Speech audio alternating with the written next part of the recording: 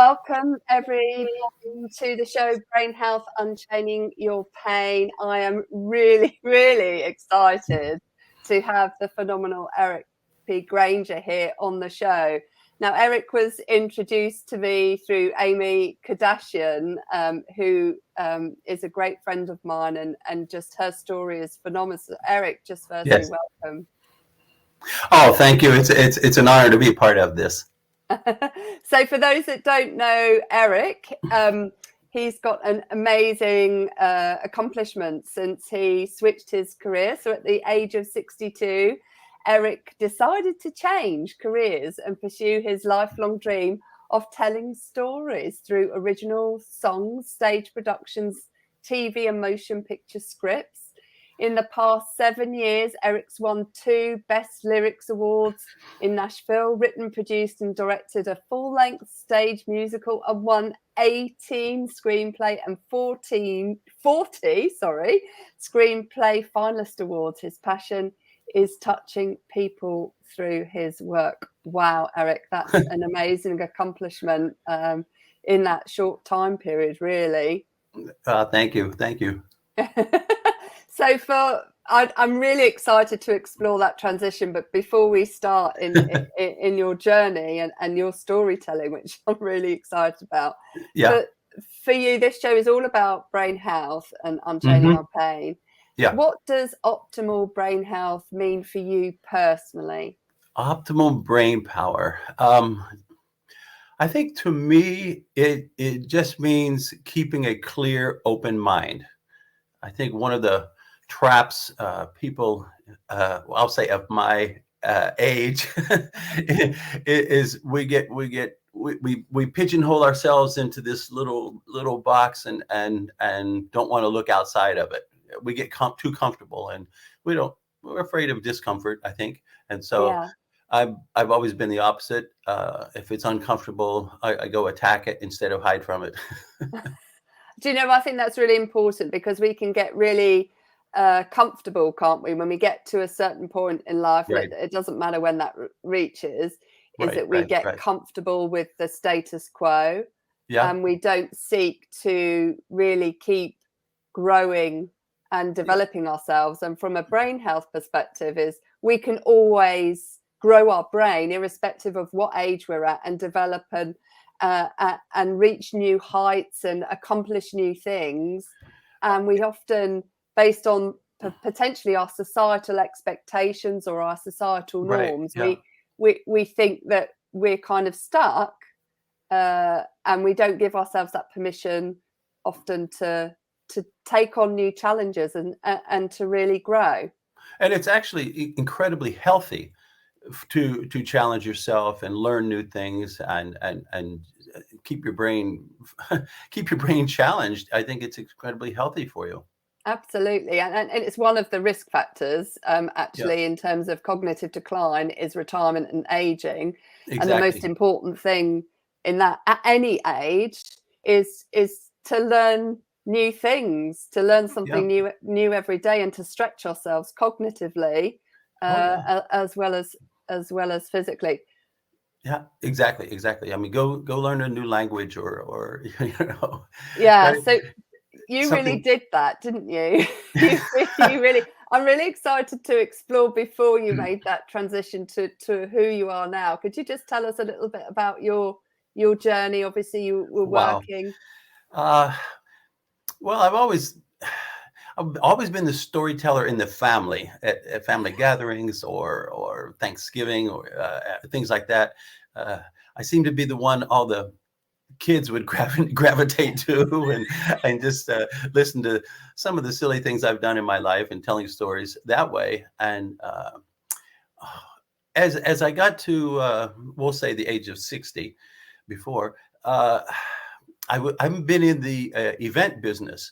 I have a small production company up here in Lake Placid, New York, but part of that business is to carry heavy equipment and speakers and sound systems and lighting and those sorts of things, because I'm a very small company. So I'm not just an instructor. I was the doer also many times. So as you get older, one of the things is you're more prone to hurting yourself or stressing your body and things like that. And I started thinking, I don't want to do this when I'm 70 years old. I don't want to be physically killing myself when I'm 70. And so I really sat down and was thinking about it seriously. What is it? What are my best traits? What are my best talents? My best talents. And so as an event producer, I would direct shows and sometimes write the script for shows. And I kind of put that together with I like to tell stories and do things like that. And I've always played the guitar a little bit and wrote a few songs for myself, that sort of thing. And so I decided, my best talent actually is telling stories, whether it's through a song or sitting by the campfire kind of thing. That's really my best talent and where I get my most joy personally. Yeah. So I said, I'm going to see what it takes to be and I'm a movie buff, so I love movies. And so I said, I think I should aim it in that direction. Oh, I've always had this idea. Wouldn't that be a great movie? Wouldn't that be a great movie kind of thing? So I threw myself into that world. I traveled to New York City and took some classes on screenwriting from some of the best instructors there are. It's a 3-day seminar thing, nothing heavy. And then I started writing right away, and I thought I was the I thought I was the bee's knees, right there. But it's a long, arduous journey writing. Yeah. It's a private journey, which I didn't realize how much so, but it puts you one-on-one with your own mind a lot. And I came to like that, the piece and the challenge at the same time of that. And so I started writing screenplays, and now that it's written, now what?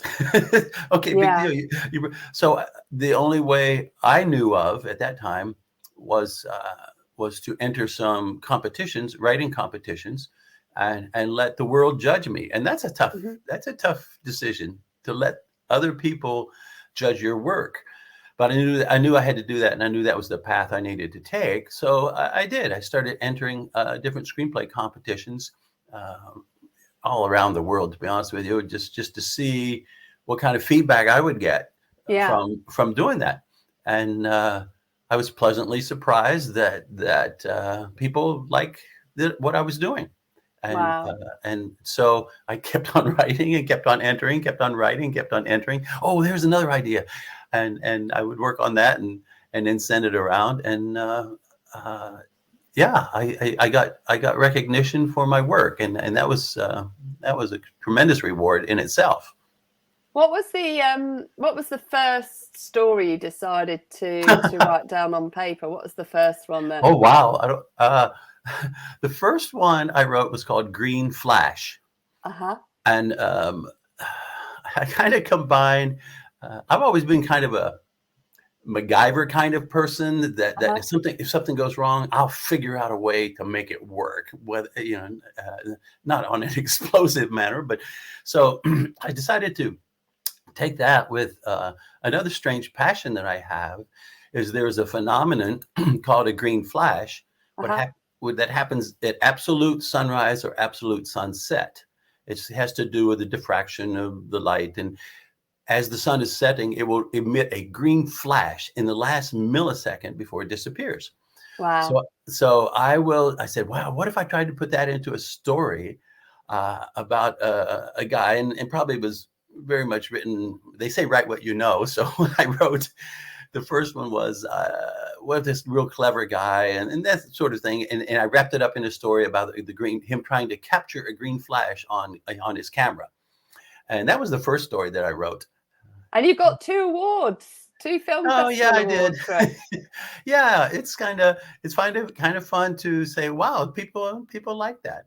Yeah, amazing. And and how did your stories? Did you I noticed you've done some very different screenplays and very different stories, and often, you know, our connection with Amy is obviously hers is one of great courage and great strength. Yeah, Amy Kardashian on her journey out of the shadows of darkness. Really, right. What is it that inspires you to write those really difficult journeys? I had when I met Amy at a it was at a film festival out in, I think, Beverly Hills, where I met her. I didn't know her before that, or I didn't know her book before that. And I had just finished a screenplay, which was so different for me because it was about human trafficking. And, and I had just tackled a difficult story, I'll put it that way, which is challenging to me to write a story like that versus one of my comedies or just action adventure kind of things that I do. And I met Amy, and what do you do? That kind of thing. And she told me she wrote a book and about her life. And I said, and she gave me the elevator pitch to it, that it's about her struggles in the war and things like that. And I said, I'd be interested in reading that.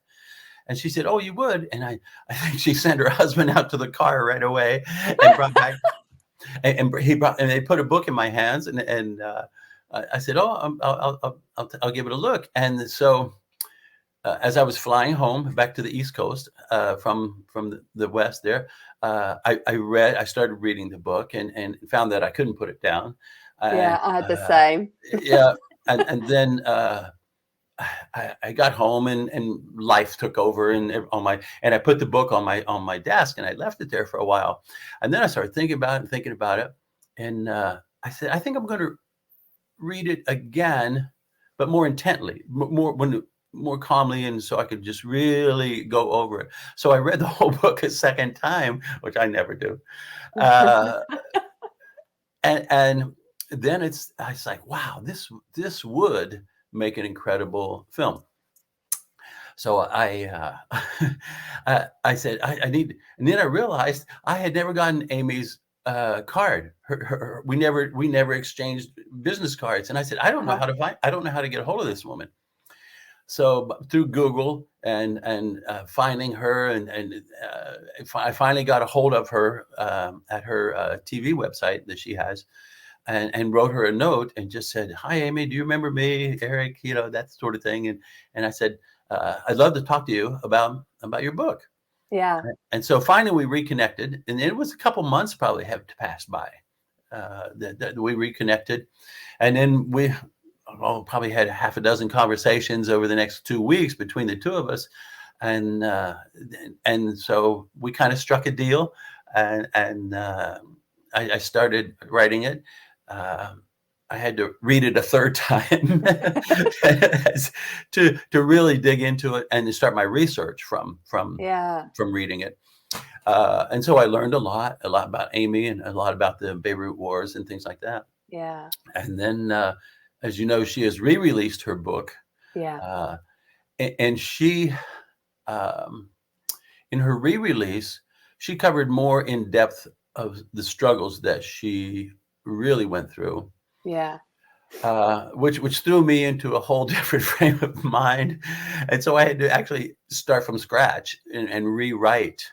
I was probably 3/4 of the way through the screenplay as is. And then with this new information, it changed the thrust of the story quite a bit. And so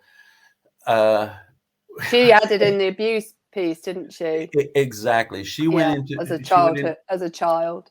Yes, and she went through quite a bit of abuse, as you know, having read the story. And to me, it was very pertinent, very important to make that part of what I was doing. And so I went back to page 1 and started working on it again. And I think it makes a more powerful. It was already a powerful story, and I think the two amazing pieces that I got out of this was the perseverance that she had, and the forgiveness that, and how, absolutely, and how does one do that? So I think that's why I got involved with Amy on her story. And I think what's so beautiful about her journey, and in terms of suffering sexual abuse from her brother, is that it's nice that she talks about it, because so many people don't talk about it, and quite often what we hear in the news is it's strangers who commit that abuse, whereas actually an awful lot of that goes on within the family unit, and friends and family, or acquaintances, and not talked about. It's a huge taboo topic, isn't it? And I think it's important that we empower people to know that you can get through it, you can get help, you can get support, and you can get healing from those experiences. And she was raised in a culture where, my goodness, you don't talk about anything. No, any kind of issues like that. You just because unfortunately, being a woman in that culture, the burden would fall back on her. And she would be the person that's seen it almost of shame. Exactly. Associated with it, which is a terrible position to be in as a young child. You're the one that isn't, you're the victim, but actually you're seen as the perpetrator. Exactly. By bringing discredit to the family, even though the perpetrator is within the family, is not you. So it's an incredibly powerful story. And what for you has been the hardest aspect of writing the stories? What was the hardest one to write in terms of all of the screenplays? Of all of them? I actually, to be honest with you, it's probably Amy's. And it's for a couple of reasons. One is it's not purely my imagination going crazy, which most of my screenplays are that. And no, they are, because my mind goes everywhere. And it's great. And when you write dialogue, which is probably the hardest part of any story, is when I would write from invented characters, you write from that individual character's point of view to write their dialogue in conversation. And so for Amy's story, in the novel, most of the story takes place in her mind. She's just saying in her mind how she feels and how she's put up with this stuff. But to present that on a screen, you have to put that into dialogue. Without sounding trite or, oh, I've had a bad day to yourself, because people don't do that. So the biggest challenge was, how do I get the point across without sounding like trivial, and make it emotionally connecting to people at the same time there. And that's why I think it was the biggest challenge of it. And to write from Amy's point of view, what would Amy say at that time as the 13-year-old? So, and luckily she's given me complete literary license to do that. And so it's, but it's challenging. I'm not a 13-year-old Lebanese oppressed young lady, and to write in that person, write dialogue, and plus the response dialogue in the conversation. I think that's the most challenging. How are you able to get into that mindset of people that doesn't present you personally? How do you manage to do that as a writer? It is difficult. Maybe I've been a stage actor for many years, just on a community level, community theater level, and had a few acting classes, but not much. But one thing I always had was that ability to become that character on stage, and that character on stage I know is not Eric, but I was able to become that character on stage which is really transformational. It's pretty amazing when you make that leap in front of an audience. So I think that has helped me to when I'm writing, especially someone like Amy, to put myself into that character, which is really kind of crazy when you're having a conversation, especially if it's 3 or 4 people in a group conversation. I have to speak in each voice, but speak differently.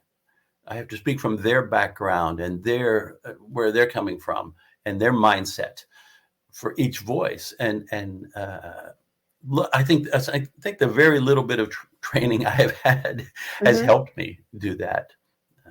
That's yeah. And do you find, because obviously it's incredibly mentally challenging and exciting to do that, because you're having to play out stories in your mind that you've never experienced, but you're ultimately reliving them from multiple perspectives. Yeah. Have you ever found it challenging for you personally to get back into the present? Because I know we talk a lot about this from actors' perspectives, don't we? But maybe not so much from screenwriters' perspective, where the actor takes on the character because they're so engrossed in the character. I think the difference is affects them. Yeah, I think the difference is in some. I wrote a comedy that's in production now out in LA, and I was 9 different characters. Wow. And at the same time, and when you're writing, and so it's I think that's part of your mental flexibility that I've always had, but it can be exhausting. Yeah. To get back into it, but I've also found that it also makes you want to get back into the story. I don't know if that's and which character do I relate with the most, and so it's very I don't even know how to say it, but it's actually invigorating. It's as a mental exercise. And I do have to pull myself away at times and give myself a few minutes to get back into the real world. Oh shoot, it's instead of running down the hallway with a knife in my hand, I got to stop and take out the garbage. So it's a big switch in the brain there. No, I'm fascinated about this because also when we create stories in our mind, our memories are stories that we've decided to store. Some memories we choose to keep, and some memories we not relevant to us, so we don't.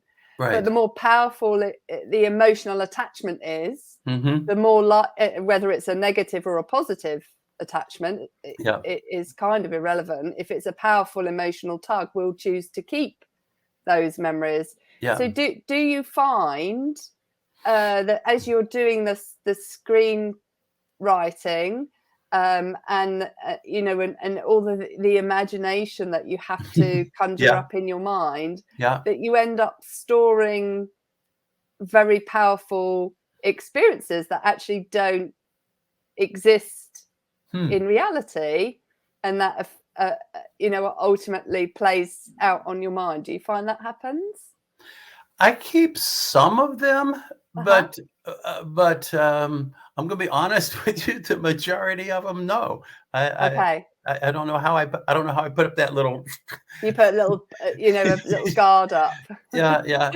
Because I mean, ultimately, they're stories, obviously. But I think the one with Amy is a little more personal. Because I know her so well now, and so. Part of my brain says, "Oh wow, she actually went through this. This is true stuff." And so I think some of those incidences stay with me a little bit more than others. It's really fascinating because once you contacted me, I started thinking about a lot of, in anticipation of your questions. I started thinking about, well, how does the brain work in all this? And it's quite fascinating that I think when I'm reading Amy's book to do the writing, I think a lot of those little mirror neurons kick in. And so what I've learned is it's kind of like yawning. If I would make a big yawn, and someone else, other people start yawning. The same. It's a great thing to do on the train or a bus. Exactly. And so, and so when I'm learning the emotion that she's going through, my mirror neurons kick in and I start feeling the same emotions, for that. So I think it helps with the writing. And I think it's also more difficult to separate after I've done a writing session. I think it's more difficult to separate those because her memories become my memories in a sense. I certainly don't feel the deep part that she does, but that's a pretty interesting phenomenon that takes place. That's really powerful, actually. And one of the people that are typically really empathic take on other people's emotions as if they're their own, and they don't have that barrier. They don't have that barrier between themselves and other people. And so they end up getting completely overwhelmed with the emotions that others portray. And ultimately the emotional tank gets full very quickly, and they can't cope, or they get overwhelmed with the emotional charge that they possess. And what's really important, especially if, like yourself, is you're absorbing the emotional content of what you're reading or what you're writing, is that you have that opportunity to discharge, like a bit like a capacitor, to discharge the emotion, so you can refill your tank up again with whatever you want to fill it up with. Isn't it strange that the writing, they say writing is cathartic for people who have gone through these kinds of things, and it's cathartic for me, and I haven't even been through them. It's pretty wild how that works. And isn't that just an amazing example of the importance of writing to help you manage your emotions, because it acts as a discharge to your mind. Is literally you getting it out of your mind and onto paper is that discharging process. And there are other techniques. Almost every psychologist I know would suggest writing a journal. If you're going, and so in a sense, I'm writing in someone else's journal. Amazing. What's been the most cathartic, talking about that emotional, journey that we go on, and stories are all really about emotions, and what's been the most cathartic screenplay that or show that you've been a part of? Oh my, most cathartic. Maybe it's my comedy that I mean, there's nothing more fun than making people laugh to me, and see that reaction from people.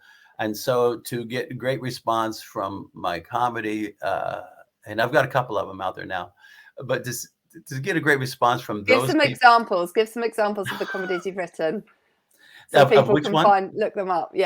Of the actual screenplay?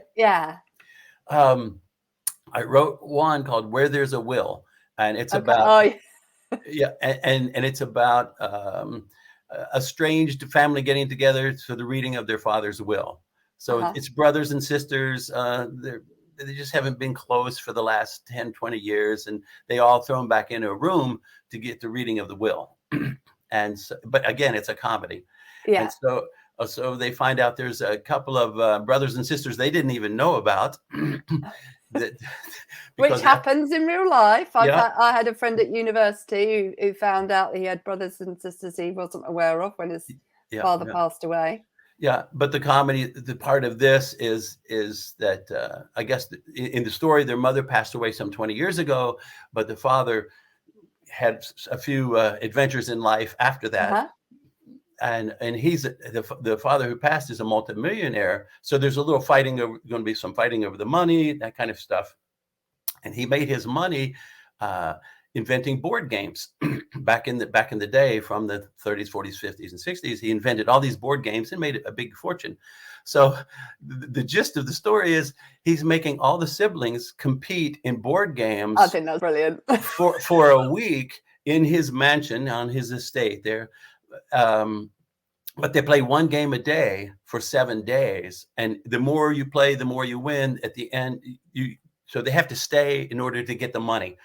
And so it forces them to rebuild their relationships, is what it does. And it's a white family and a affluent family, and the two estranged siblings. One is a little Asian girl, and the other is this African boy who they didn't. So all of a sudden they have siblings that don't look like them, don't feel like them, and it's that whole relationship of the week of them all working together and fighting together and things like that, and to stay together for the week. And that's what the comedy is about.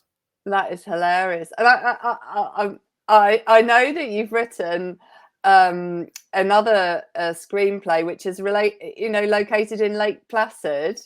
Yes, which is a beautiful place. I remember, one of my biggest adventures is when I was just finishing my PhD was to go into the Adirondacks and stay at the Adirondack Lodge, which is you've been there from where you were. So when I was doing the research on you, I thought, oh my goodness, I've just had a flash.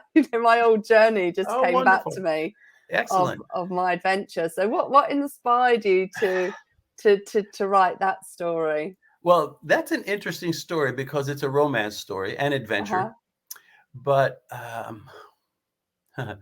I wanted to write a love triangle scenario that no one has ever written. And so what the angle is, a young lady, she falls in love with two young men at the same time. But anytime that's ever been done in the past, maybe she's betrothed to one guy, but he's not such a good character, and the other guy's the handsome young savior kind of person. But my thought was, what if both of the guys were good guys? What if both of them are nice? What if both of them are kind and gentle? But she just happens to fall in love with both of them at the same time. So I wanted to write that story because I don't think I've never seen it before. Yeah, because you always have a good cop and a bad cop kind of scenario, don't you? Exactly. And you got to have a bad cop in there. So it's the best man of the groom to be. He's kind of the bad cop in the story. But I put it in 1905, back 100 plus years ago. Because it's when some of the affluent peoples first started coming to Lake Placid to enjoy the great outdoors, but they're city people. So we have conflict between the city people and the mountain people. We have conflicts that they came there to get married because the boy, the groom, always went there as a young man. He always went to the Adirondacks with his father and befriended a local guy who's a guide. And they kind of grew up together. So it's the young guy that lives in the Adirondacks who the girl falls in love with so now we have two best friends, and the fiance is in love with both of them at the same time. Wow! So I think that's a triangle I've never seen written, and I wanted to. And then we throw it in the Adirondack Mountains, and you got the fishing involved, and you got climbing hills and stuff like that as part of it. So I wanted to write that story because I've never seen it before. Yeah, great. And do you know what I love about your transition, your career transition? I know you're still doing what you used to do before to a certain degree, is that the sky's the limit, the only limitation is your imagination. Yeah, exactly. I've written some pretty crazy. I was in Sacramento at a film festival, and there was and I went to that one because during one of the seminars was a screenwriting professor from UCLA. He's taught screenwriting all these years, and I went more to hear his seminar and listen to what he had to say. And one of the things he said, I asked him a question, and I said, what's the one thing that you don't talk about that a screenwriter can do to make himself better? And he just said, always challenge yourself. Always challenge yourself. Don't get comfortable with what you're doing. And boy, that just hit home for me. It's like, always challenge myself, always challenge myself. So on this flight home, coming back to the East, I said, how could I challenge myself? And then I came up with an idea. What if the protagonist in the story was an inanimate object?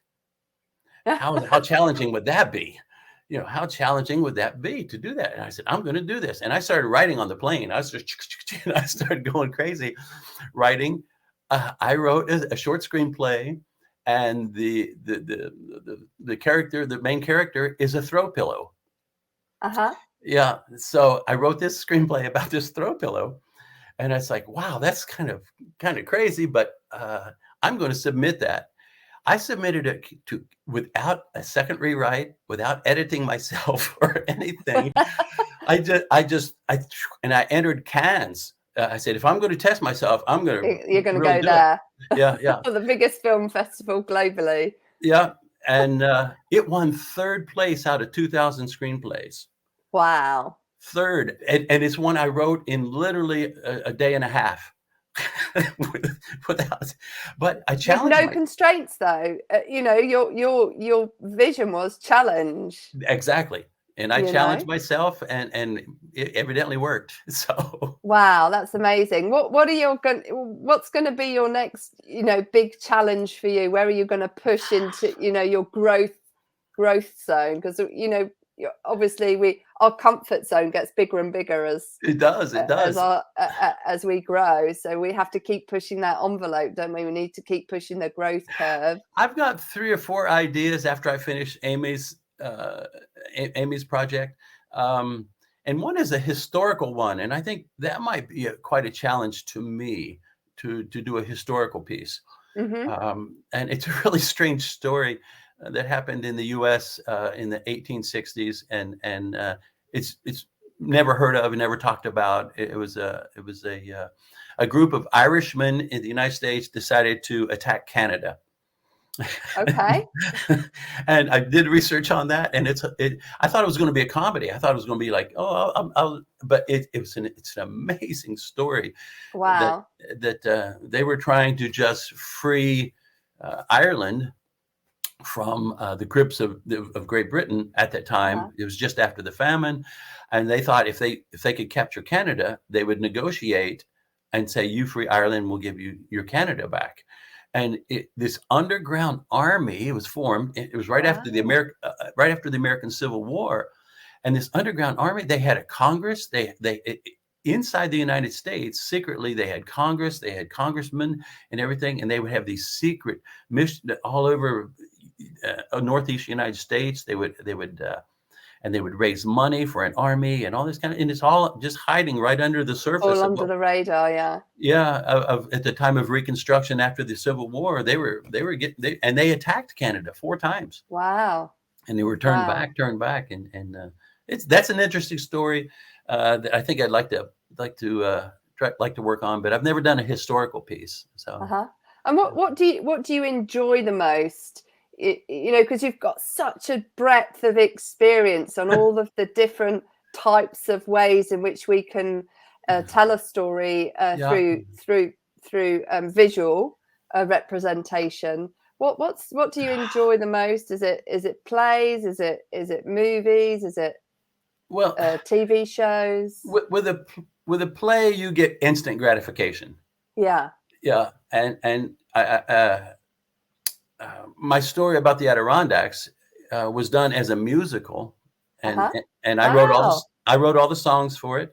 I did all the music in the book and the lyrics, and I did the whole thing on that one.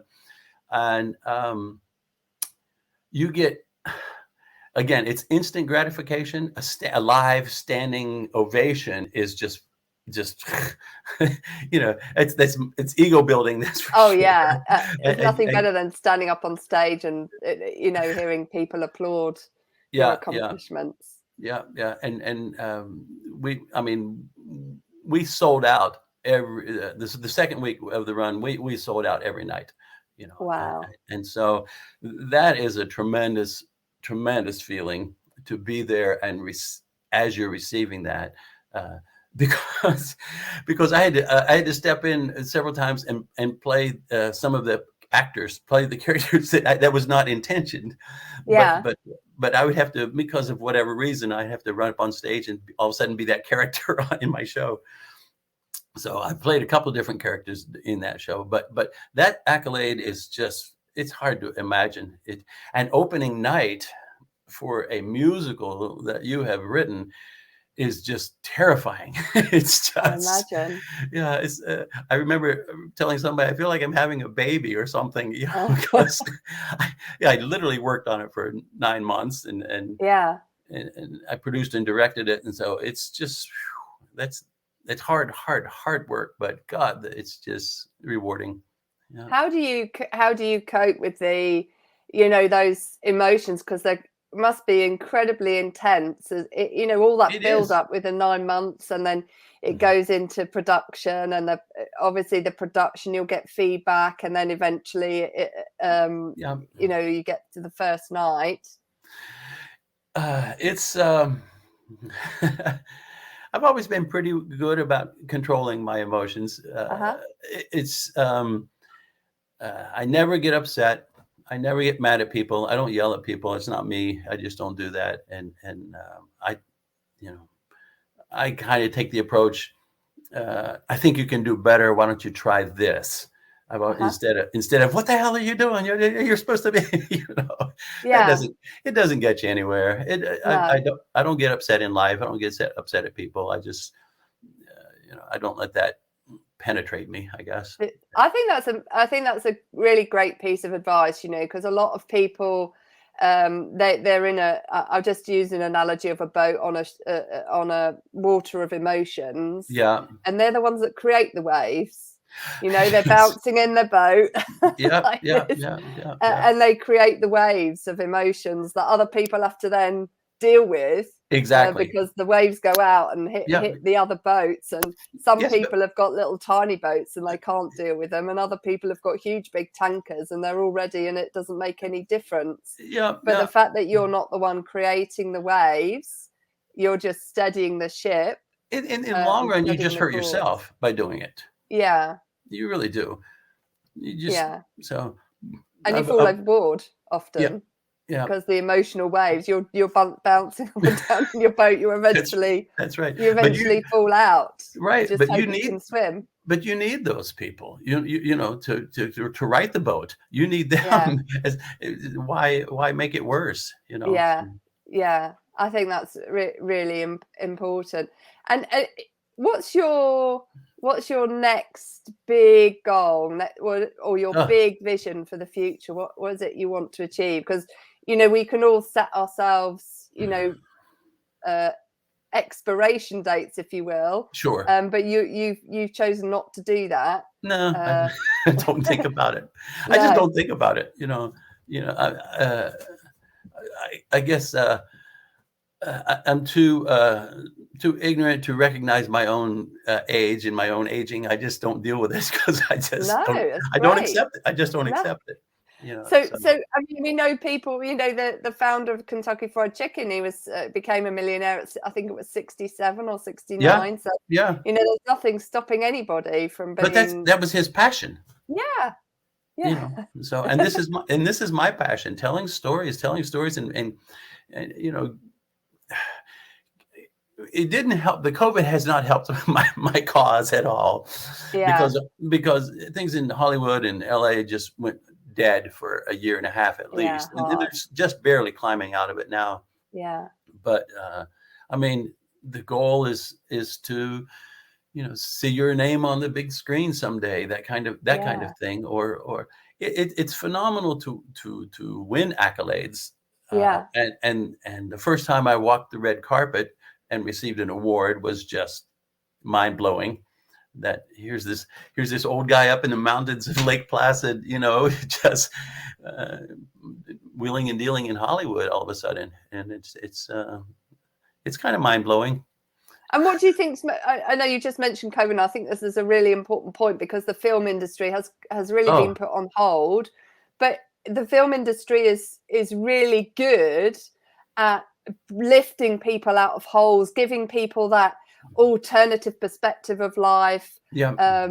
Helping people understand that there is opportunity for hope and healing, and obviously for humor as well. You know, the entertainment industry is about entertaining people. Yes. What do you think the industry needs to do or could do to really help people out of the darkness that they're in, you know, as a whole nation, and really around the world? How do you think the industry could really help people with this transition into that new state that we want to move into? Well, unfortunately, there are very few venues for feel-good movies. Mm-hmm. You know, there are some, and there's some great ones out there, but those are indie films. These are independent filmmakers. Yeah. The industry wants to make the blockbusters that make, you know, go into syndication or will go around the world and make money for them in Bangladesh, you know, that sort of thing. Yeah. And so the established industry is not focused on feel-good movies. Okay. But there's some great indies, independent filmmakers who they still want to tell stories, like Amy's story, like things like that, like the human trafficking story. And even it has a good, you know, a feel-good element to it, by overcoming. And so I wish the big industry people would feel more inclined to do some feel-good movies. You know. And I think that's really important now, because people need to feel good, and better, and that, you know, it's very easy to get sucked into the negative social media aspect. It really is. It really is. And there are some, like Hallmark always has feel-good movies, and industry comedies seem to go to the feel-good movies.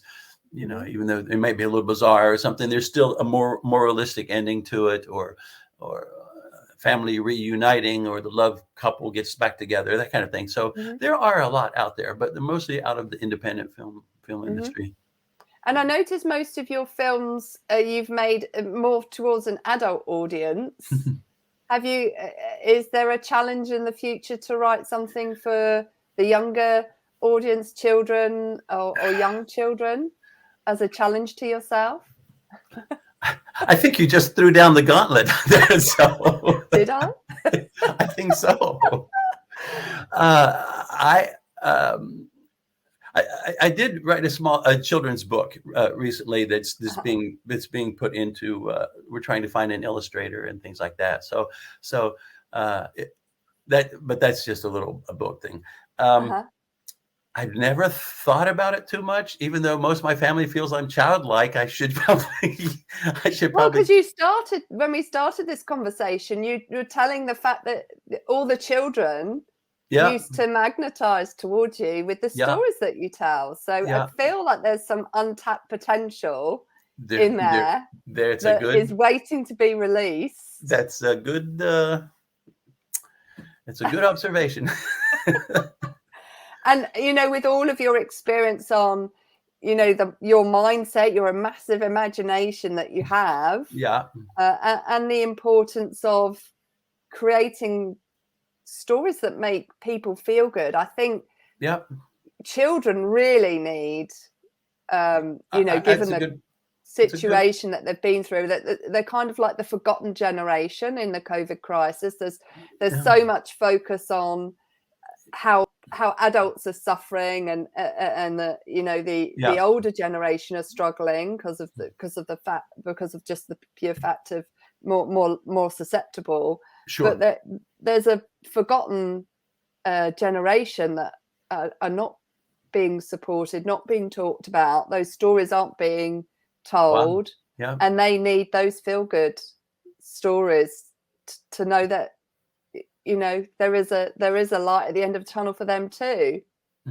That's no, you're absolutely right. So I guess I'll have to start putting a few great brain cells in that direction. And are you willing to share your the story that you've written, a children's story? Oh, sure. It's I think it's called if you were a tree, what kind of tree would you like to be? And then the next page would be, if you were a bird, what kind of bird would you like to be? And then it goes through a peacock or a robin or this kind of thing, and one that eats worms all day long, and it rhymes. Yeah. And then so each page is, if you were a flower, or if you were a bug, or if you were a farm animal, or so each page is like, what one would you like to be? That kind of thing. So, that sounds wonderful, because I know, like, the rhyming books. So Julia Donaldson, for me over here, my daughter Lily is two and a half. It is amazing at it really catches children's imagination when you can write rhyming stories. Exactly. Because it's easy for them to remember, and easy for them to easy for the adult to read as well. Yeah. So I think that's great. I know my dad wrote his book, Peter Pixie Visits the Rescue Centre, which is just his first story. He's written several. Oh, good. And he used to read those to us when we were children, and they really captured our imagination. And actually, capturing the imagination of kids, we all went off to be pretty creative children in our own right. I think it's really important that when you have such a powerful imagination, that you share it with as many as you can. It's really important. That sounds fantastic. And I'm more than happy to give you a contact for Illustrator. If you want I'll probably take it. So if you want, because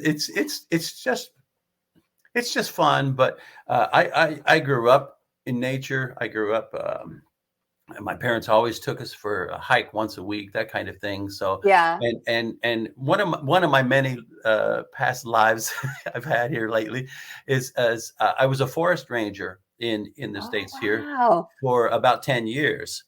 Wow. And I would take people on hikes and teach them about what each flower is, or edible plants in the woods, and what the birds are, and that sort of thing. So it's kind of an extension of that. Do you know, you're absolutely singing my music, because I'm a mountain leader through the military, and I find it so important that we educate children about the wonders of nature, and particularly now with the climate struggles that we're experiencing. It's so important that we connect them to their awareness of nature and the importance of looking after it, and getting them away from their screens. Yes. So that was the inspiration for the book, and that we're working on, and it's and like I said, I rhyme. If you were a tree, what kind of tree would you want to be? And then the next page explains all these kinds of trees. This one gives fruit. This one gives shade. This one makes maple syrup. This one does this. So which one would you want to be?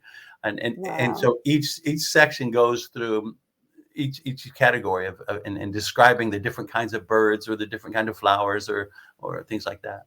Wow. Well, if you need a review, I'm more than happy to get my daughter Lily to review it, because she's an avid reader, and she'll definitely be able to provide you with some great feedback. Even though she's very young. That sounds fantastic. So a children's movie, I guess I'll start thinking about that. Well, do you know, I think it's I'd love to chat with you more about this, because I'd love for the stories that my dad's written to be turned into an amazing movie that's magical and creative, and it's all about nature and working in harmony with the animals in the forest, and understanding how all the different types of insects that we have in our forests. Exactly how they work together. So I think it's really important we give that magic to children, as well as their imagination that knows no bounds, right? So giving them that little hook to expand their imagination is just... I agree. Growing up in the Adirondacks and living in the Adirondacks, it always amazed me when the people from the city do come, and the children just have they actually have most of them have a fear of the wild, of the forest, and rather than, I'm just the opposite. I'm afraid of New York City. So if my daughter could go camping every day, she would. She has to camp in her bedroom. Every day is a camping day for her, and she's constantly wanting to go out in our camper van, because from a young age we've got her out into the into nature and to experience it. And it's really you'll have to bring her to the Adirondacks. I definitely will, and we'll go to the Adirondack Lodge, and I'll no, that would be wonderful. I'd love to go back up there, up in New York State. It was such a beautiful place. It sure is. Yeah, so beautiful. So what one piece of advice, this show is all about brain health and unchaining your pain, and I'd like to go back to the beginning of your story and your journey, where you realized, physically you couldn't continue with the struggles that you were experiencing because of the work that you were doing. So you switched from very much a physical fulfillment to a mental fulfillment in your life, and unchained your pain in that way, and also sort of gave yourself a new career pathway that you didn't have before, at a time where other people may be considering winding down because of physical constraints that they possess. Sure. What one piece of advice would you give anybody who's at that stage of their life where their physical mobility is becoming a hindrance, shall we say? What piece of advice would you say to people that are in that situation? I think the one piece of advice would be to be flexible. I think we started off with that, is don't pigeonhole yourself. Be flexible in the world. Doesn't mean you have to run out and decide to be a computer programmer and learn all about programming, but there's so much out there. Don't be afraid to challenge yourself. Get out there, do something you never thought you would do before, and you'd be surprised. You'd be surprised how it can rejuvenate your mind by going outside your box, outside your comfort zone. It's scary. Sure, it's scary. I was scared to death to submit my very first screenplay. Yeah. I was, because it's like, oh no, what if they hate me? You go through that. What if I'm no good? Predicting the worst. That's a little automatic negative thought coming in there. Oh sure. Yeah. But I didn't let that stop me. Yeah. So I said, what? Let's go for it. Let's do it. So I think that's so important. I have a saying I used to give often give to people is, don't be afraid to fail. Be afraid not to try. Exactly. Because you never know what you'll accomplish, but you just have to try. Yeah. The famous line Thomas Edison said about that is I did not learn to invent the light bulb. I learned 10,000 ways not to invent the light bulb. He failed 10,000 times. And so many people were very skeptical about what he wanted to accomplish, but goodness me, aren't we thankful that he did fail 10,000 times? Yeah, exactly. Yeah so that he could get that one win. And unfortunately, I think the world out there dares you to stay in your lane and just don't do that, you'll be a failure, so you've got that part. Are you crazy at your age? What are you doing? That kind of attitude is out there, and luckily I've never listened to it. I didn't listen to it when I was young. I'm not going to listen to it when I'm old, just because I didn't listen to it when I'm young. So I think that's brilliant. How can people get hold of you? I know we've got a banner running on the bottom, but how can people get hold of you? Yeah. Well, my website is ericpgranger.com, and you can contact me through there. There's contact information, or you can get me on Facebook, at Eric Granger. I think it's Eric Granger 50, because there's a bunch of Eric Grangers out there, and like everyone, there's. Yeah, just reach out to me. I enjoy the contacts, and I spend a lot of time answering emails all the time there. Yeah. So. And do make sure you check out Eric's website, because honestly, the accolades that he has, the accomplishments that he's achieved with all of his films and screenplays and so on, it's just really phenomenal. And it's just a really what I think is a real beacon of light for people to know that, you can do something different with your life at any age. Yeah, sure. And just go for it. Yeah, yeah. But the big, it's taking that leap. It's have faith in yourself, even if other people don't. If whether it's in the art world. I mean, I know people. Grandma Moses, if you remember, she didn't start painting till she was nearly 70, and people like that just don't put a negative hat on before you even begin. Yeah. Don't do, I can't do that. Oh, I could never do that. That kind of thing, because it's you can do just about anything if you want to. You can do anything if you put your mind to it. Exactly. I truly believe. Yeah, and don't be afraid of failure. That's the big thing. Just I certainly got rejection letters, like everybody. Oh, sorry, thank you. You're not good enough. That kind of stuff. I said, okay, fine. You don't think so, but I'll see what the next guy says. Yeah. So. Like Thomas Edison. Oh, exactly. Yeah. I found many ways not to write a screenplay. But look what you've accomplished by doing so, by taking that first step and putting pen to paper. Yeah. And just get going. Yeah. So, and don't be afraid to knock on doors. Just don't be afraid of it. Just, I lost my modesty a long time ago, so it's a good thing. Eric, it's been a real pleasure having you on the show. Thank you so much for your stories, for your insights, for your wisdom, and just showing us the power of imagination. Well, I appreciate the opportunity. I really do. This broadcast is brought to you by WINJECT Studios. We are an all-in-one educational platform for podcasters that revolutionizes how hosts leverage content to increase engagement with listeners, downloads, and income. We come together to focus on community, collaboration, and collective impact. For more information on how you can interact directly with our hosts, access exclusive live content with offers you can't get anywhere else from our official partners, join our purpose-driven community by visiting www.winject.com. If you're ready to build a career doing what you love, then we're ready to see you there.